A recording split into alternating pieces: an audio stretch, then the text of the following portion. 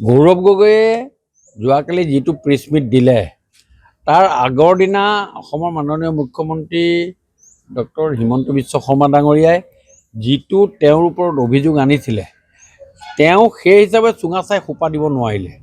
তেওঁ যিখিনি প্ৰশ্ন সেই প্ৰশ্নৰ উত্তৰৰ পৰা তেওঁ বহুত দূৰে ফালৰি কাটি গ'ল আৰু এই গোটেই কথাটোত তেওঁ বহুত প্ৰকাৰে নিজেও স্বীকাৰ কৰিলে যে তেওঁ পাকিস্তানলৈ গৈছিল আৰু তেওঁ ৰাৱলপিণ্ডিলৈও গৈছিল, তক্ষশিলালৈও গৈছিল ইত্যাদি। এই কথাবিলাকে প্ৰমাণ কৰিছে যে তক্ষশিলা বা ৰাৱলপিণ্ডিলৈ যাবলৈ হ'লে যে ভিছা লাগিব, তেওঁ ভিছা নাই।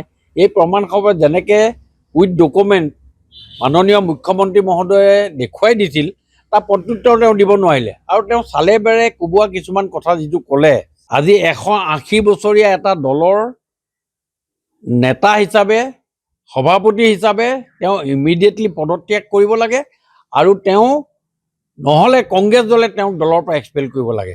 যদি কংগ্ৰেছ দলৰ সাহস আছে এজন পাকিস্তানৰ লগত জড়িত ব্যক্তিক 180 বছৰীয়া কংগ্ৰেছ দলে সভাপতি পাতি থকাটো অতি দুৰ্ভাগ্যজনক কথা বুলি মই ক'ব খুজিছোঁ।